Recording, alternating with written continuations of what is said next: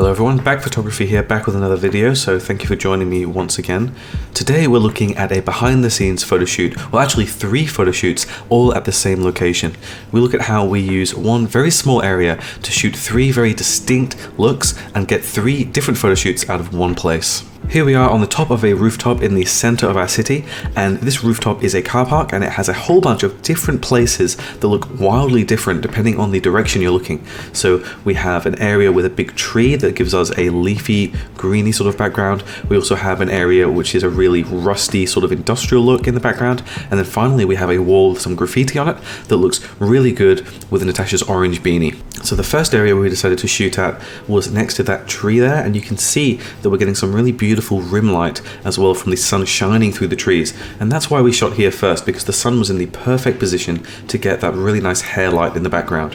We were using a 35mm lens for this part of the photo shoot, and I was trying to make sure that the car in the background there was out of the frame because I wanted it to not be obvious that we were at a car park and just kind of look like we were on the ground level around some trees. I was also shooting from the ground pointing up, mainly because I tried to get the fence in the background out of the frame, but also because Natasha is a really tall and slender model, and I was trying to accentuate her features by shooting upwards and making her look even more tall. So let's have a look at a few of the photos that I took from this angle in this location.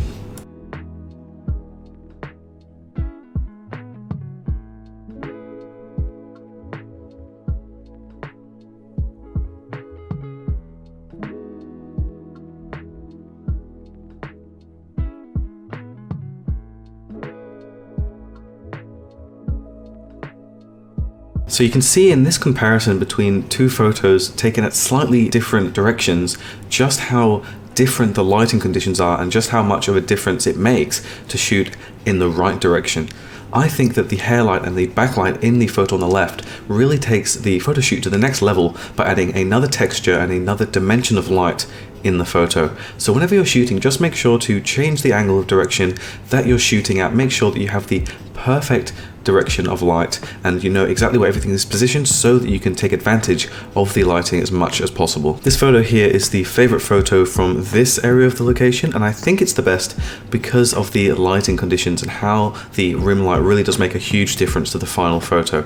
I think the posing is quite good, the composition is okay as well. I kind of wish that the car wasn't in the background, but because it's so blurry, because I was shooting at a low aperture, I don't think it matters too much. Here are the settings in camera for this photo. We're shooting on a 35mm f1.4 art lens. All the equipment is going to be in the description. I shot at f1.4 to really blur out the background and make the lighting nice and soft. We shot at 1/1600th of a second because it was really bright outside and we needed to stop down our shutter speed to get a nice exposure. And we shot at ISO 200 really because we should have shot at ISO 100, which is the native ISO of my camera, but it was at 200 by mistake. Doesn't really make too much of a difference at these low ISOs, but really that should have been at ISO 100. So here's a quick time lapse of me editing this photo. I'm just messing around with the shadows and highlight settings, then dropping the clarity and just adding a little bit of blurriness to the skin, just highlighting all the parts of the skin that I'd like to make a little bit more blurry. Something I like to do with all of my portraits, really just to smooth out the skin in one really rough pass.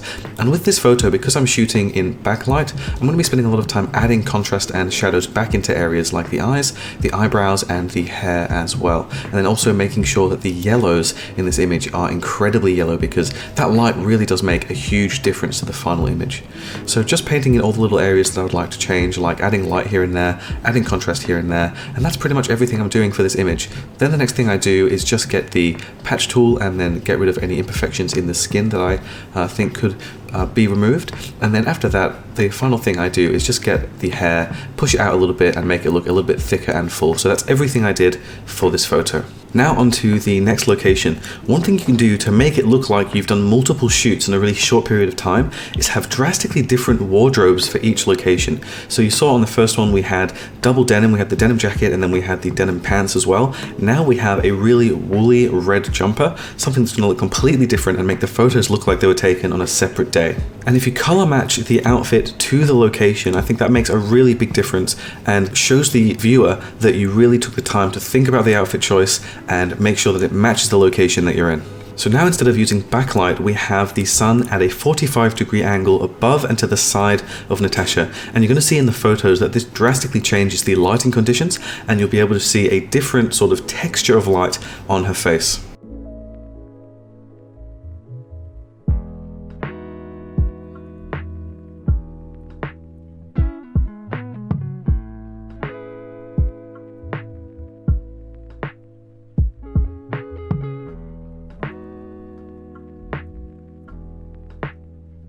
So you can see here that the light is much brighter on her face now, and the background is more dark than the foreground. And this is a similar look that you would see with off-camera flash if you're using a really big softbox, but you can achieve it using just the sun if you position the sun 45 degrees above and to the side of your subject. Because we had such amazing cloud cover, we have a really beautiful soft light in this photo, and I think it worked out really well. If you've made it this far into the video, please leave a like and subscribe if you're enjoying this content so far. I really appreciate everyone who's subscribing to this channel because it's helping me get closer to making this a full-time job and making as much content as I can for you guys. So thank you very much for subscribing. Let's have a look here at the different lighting patterns you get from shooting in different positions relative to the sun. You can see on the left here that the contrast of Natasha's face is much lower because of the bright background kind of stealing that contrast. You can see on the right though, because we have a lot more contrast in the foreground and in the subject of our photo, it's much bolder and we're directed there much more readily than we would in the photo on the left. But the background is a little bit more boring and there isn't as much texture in the lighting in that photo. So let me know in the comments which is your favorite lighting pattern. For me, I think it's always going to be backlight, even though both are really good for certain situations. So when we edit this photo, we're not going to be seeing as much contrast change as we are in the other one. We're not going to be adding a lot more shadows and contrast back into the image because we already have it from the sun being directly focused on Natasha here. We're still going to do all the regular skin smoothing and we're going to add a little bit more shadows into the eyebrows and eyes, but that's pretty much all we're going to do for this photo.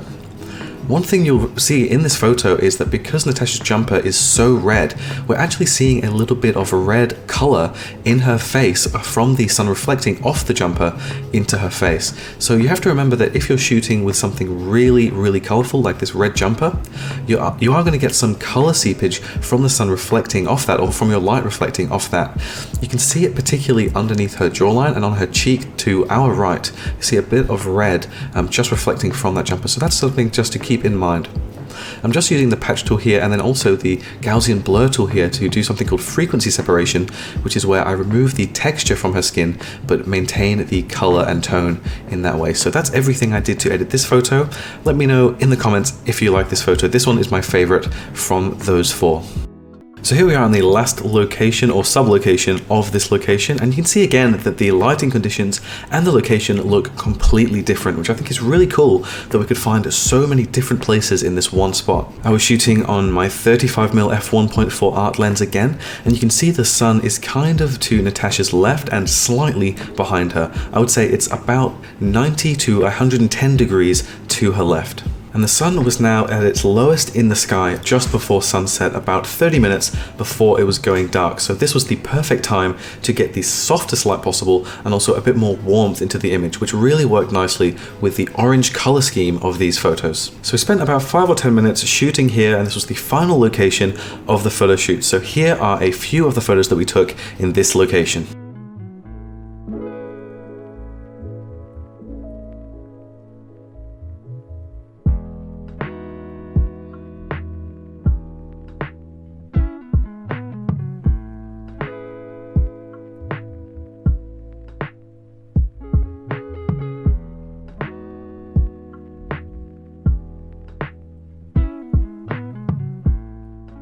So the idea behind this image is trying to make the wall completely cover the background so that it looks seamless, and also we have some leading lines from the floor where the wall attaches to the floor and where the wall ends at the ceiling as well. We've got two leading lines there.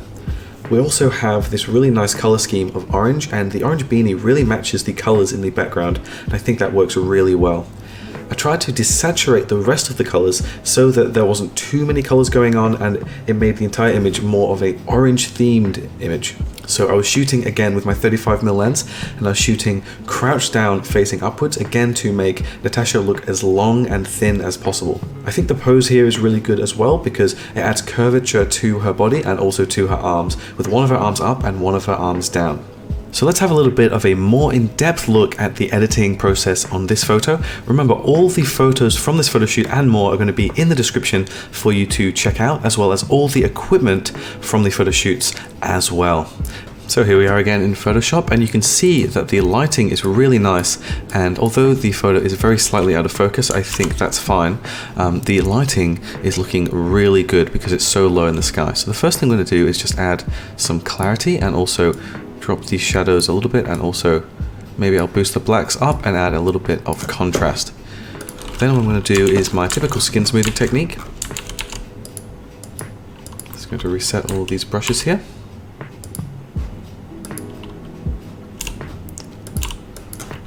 And then now we're going to go into the skin and just give it a smooth. And although this photo isn't as sharp as it could be, these photos aren't going to be shown in full resolution. They're really only going to be for Instagram and that kind of thing. So you don't have to worry about the photos being super sharp, because you won't actually be able to tell at such low resolutions. But of course, if you were shooting for a magazine, or you're shooting for billboards and things like that, you want to make sure that your photos are tack sharp. And I have a video about how to get super sharp photos, just actually the video before this one. So if you're interested in learning how to take really sharp photos, definitely check that one out. So now let's just do the chest area here, and then we'll do the arms. And I like to do every bit of exposed skin that isn't super blurry, because if it's already really blurry, then it won't make much of a difference, but it's always just good measure, in my opinion, to smooth all the areas of the skin that you can see. And this is quite a rough tool, so it's not something that you'd probably want to do if you were spending a lot of time editing a photo. You might want to use the dodge and burn way of editing, or the frequency separation with the blurring capabilities of Photoshop. But in the interest of time, if you're looking to do a quick 5 to 10 minute edit, this, in my opinion, is the best way to smooth skin. So now we're just going to move the clarity slider down a little bit, and then add a little bit of white back in to the photo. Okay, so that's good. Now what we're going to do actually is get the brush tool and then boost up the saturation, and I'm just going to add in more orange into the orange areas of this photo, because orange is the main color scheme for this photo here, and I don't want to add orange to the entire photo, otherwise the skin will actually pick up a lot of that orange. I'll show you now. If you go to here and click orange there, you can see the skin starts looking very strange, so we don't want to do that. We just want to add orange to these little areas here. Okay, so now we've done that, let's make the feature points of the face a little bit more bold. And this is particularly important with a photo that isn't particularly sharp like this one. So we're just going to add a little bit of clarity and exposure to the eyes here. And not going too crazy with this, but that's just really going to make the eye contact of the viewer with Natasha here much more strong. And I'm going to do the same thing again, but instead of exposure, I'm going to add shadows to the eyebrows here, a little bit there too, to the nostrils, and also just the corners of the mouth as well. One final thing in Camera Raw I might do is just add a little bit of clarity to the hair as well, just to add a little bit more texture. And then finally I'm going to drop the blues down just a little bit, just to make the image not look as blue as it is, just to make it more obvious that the color theme here is orange. I don't want to go too far with reducing the blues either, because I still want it to look like it's a bit of a blue image. Like, this is still quite blue. It just doesn't look it compared to what it did before. But if I made this completely black and white, it would look kind of strange. So now let's go into the liquify tool. I'm just going to add a little bit of volume to the hair. And these are just subtle changes. You don't want to go too crazy with this, or it will start to look a little bit strange. And then one final thing I'll do is just a quick little bit of removing any imperfections on the skin with the patch tool.